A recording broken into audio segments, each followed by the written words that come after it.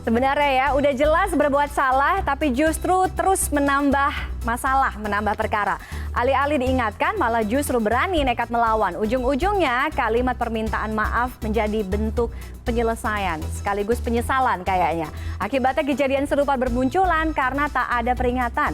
Bergabung pengamat kebijakan publik, Trubus Rahadiansyah. Pak Trubus, selamat malam. Sebelumnya saya ucapkan minal aidin wal faizin. Mohon maaf lahir batin, Pak Trubus. Ya, lahir batin. Iya, Pak Trubus. Sehat selalu. Alhamdulillah, sehat selalu juga untuk Pak Trubus. Pak Trubus, kalau kita membahas bagaimana video ini bukan cuma 1, 2, 3 hitungan jari, tapi banyak sekali video-video warga atau yang nekat mudik gitu ya. Udah jelas sebenarnya melanggar aturan, nggak boleh. Tapi ujung-ujungnya tetap nekat, malah berani ngelawan petugas. Nah sementara itu kalau kita lihat penyelesaiannya ya hanya sebatas minta maaf, jadi selesai. Artinya dengan kejadian yang sering, yang berulang ini nggak ada efek jerahnya nih Pak Trubus. Evaluasi proses penyelesaian ini seperti apa? Jadi kesannya kok kayaknya jadi mudah semena-mena sama petugas gitu.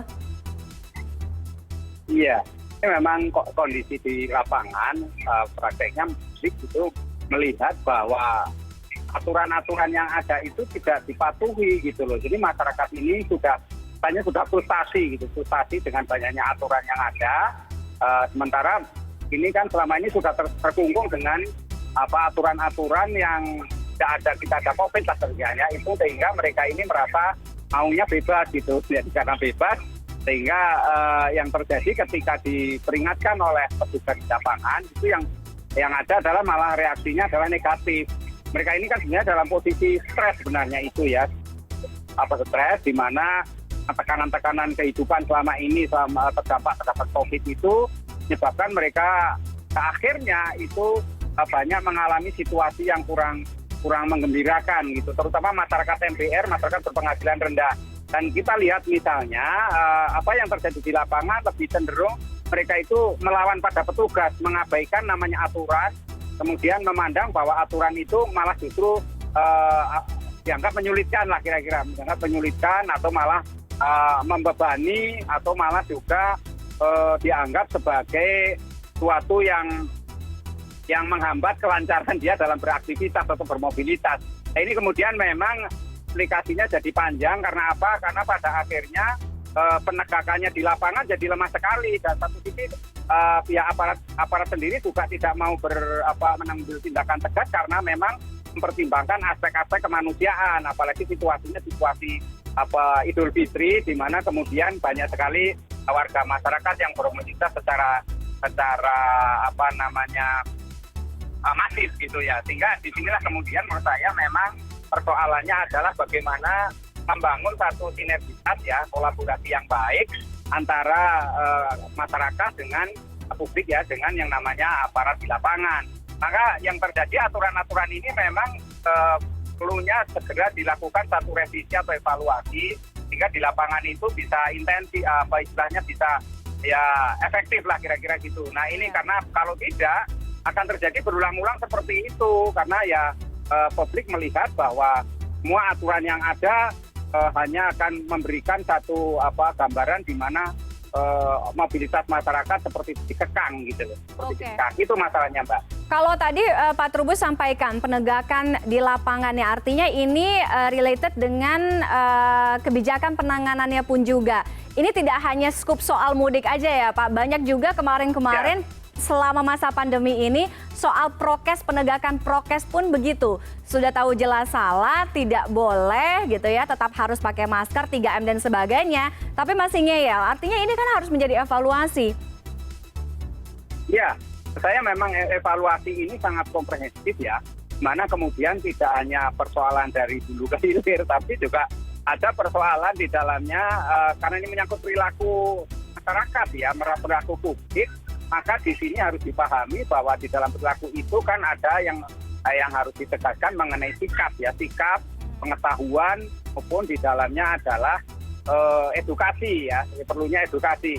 Nah selama ini memang kita lihat bahwa publik itu abaikan yang namanya protokol kesehatan itu tidak saja di dalam konteks kegiatan atau aktivitas di tempat-tempat umum, tapi juga hampir di semua aktivitas ya, di rumah sakit pun juga banyak orang berlalu lalang secara bebas tidak menggunakan masker itu juga ada gitu ya. Jadi di tempat-tempat kesehatan juga terjadi seperti itu, Mbak. Jadi pada akhirnya memang ini semua jadi penegakan protokol ini hanyalah jargon jadinya kan gitu. Artinya di sini formalistik saja, masyarakat sendiri tidak mau sadar. Karena itu menurut saya memang harus ada sanksi hukum yang tegas di situ. Karena kalau tidak terus seperti ini terus ya kita memang melawan COVID ini untuk memutus mata rantai penyebaran COVID ini jadi makin berat ke depannya, Mbak. Ya, karena apa? Karena pada akhirnya ya masyarakat prokes ini hanya dianggap sebagai sesuatu yang yang menghalang-halangi ataupun memberatkan atau itu jadi beban di dalam beraktivitas sehari-hari. Jadi ini perlu diedukasi lagi ke masyarakat bahwa persoalan prokes ini tidak semata-mata persoalan orang memakai masker, cuci tangan, dan sebagainya, menjaga jarak. Tapi persoalannya adalah bagaimana kita menghadapi bahaya COVID yang kian hari kian mengancam dengan banyaknya varian COVID yang ada di Indonesia sekarang ini.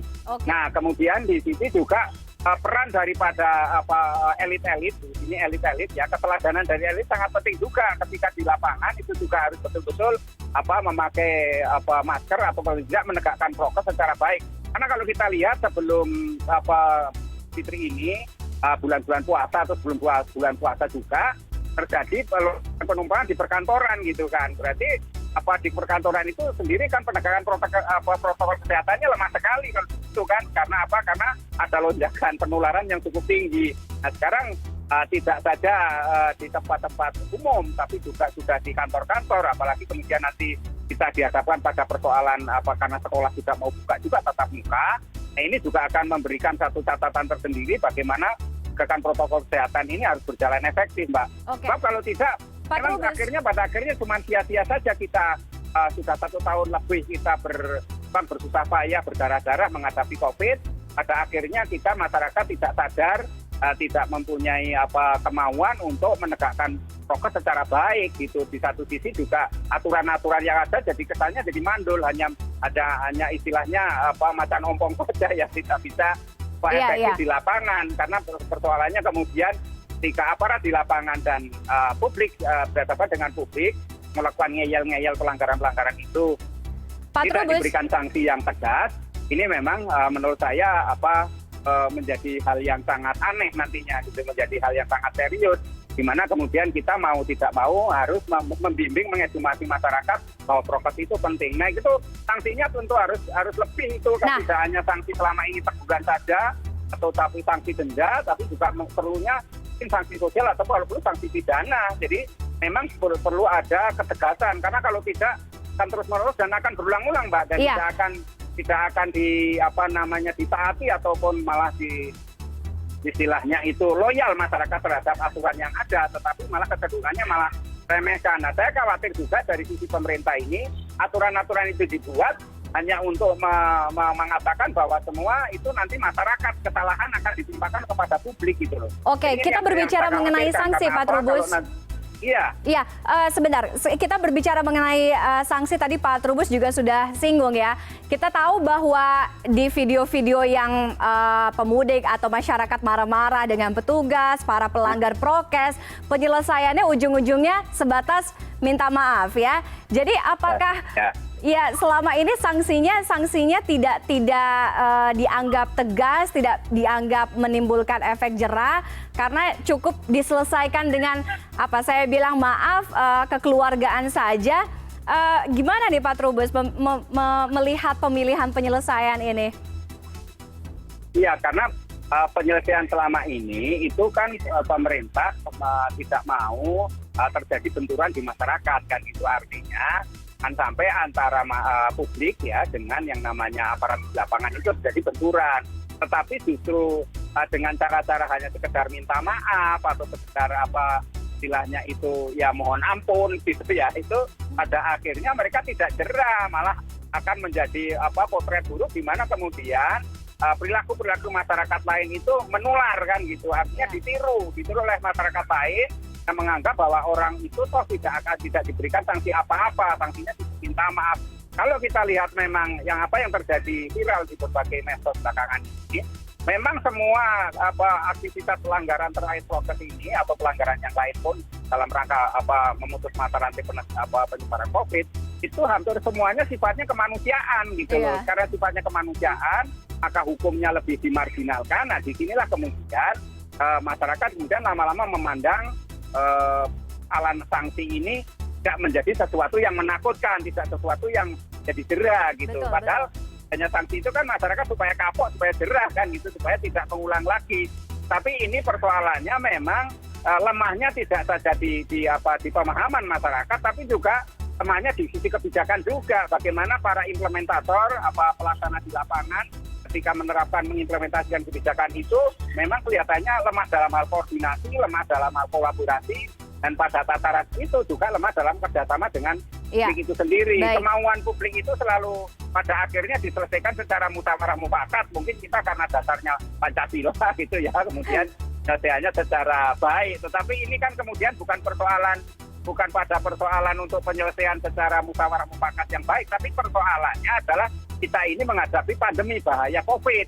Sehingga haruslah tegas yang ditonjolkan atau yang diprioritaskan adalah keselamatan publik atau keselamatan masyarakat itu yang menjadi yang utama, itu yang diprioritaskan. Karena kalau kita memaafkan terus, kita memberi ampun terus atau memberikan kelonggaran, relaksasi terus seperti ini, maka yang terjadi pelanggaran-pelanggaran akan terus berulang dan makin masif. Nah, ini yang akibatnya kita jadi teteran atau kedodoran dalam hal menghadapi yang namanya penularan COVID yang makin menggila. Sementara ya situasi libur ini juga ya dimanfaatkan oleh masyarakat untuk bermobilitas kan. Di situ kemudian di tempat-tempat fasilitas umum, di tempat-tempat wisata maupun di pasar juga mereka pada umumnya abai terhadap protokol kesehatan. Nah, ini menurut saya memang harus diedukasi ulang supaya ada kedisiplinan gitu loh, Mbak. Karena kita perlu ada evaluasi kebijakan lagi ya Pak Trubus. Kembali masyarakat hanya akan mengulang-ulang pelanggaran dan pada tataran itu aparat penegak hukum posisinya pada posisi lemah. Akhirnya yang ada kelonggaran-kelonggaran dan selalu dalam posisi aspek-aspek pendekatan kemanusiaan saja. Nah, inilah menurut saya musyawarah mufakat ini pada ujungnya kita tidak baik Mbak dalam hal penegakan protokol kesehatan dan dalam rangka memutus mata rantai penyebaran COVID sendiri. Baik. Terima kasih Pak Trubus. Kita harap ada evaluasi kebijakan tentunya. Ada hal-hal yang bisa diselesaikan dengan musyawarah mufakat, tapi untuk hal ini keselamatan, kesehatan, keamanan semua ini harus menjadi prioritas dan lebih harus dievaluasi lagi. Terima kasih Pak Trubus sudah bergabung dengan CNN Indonesia Connected.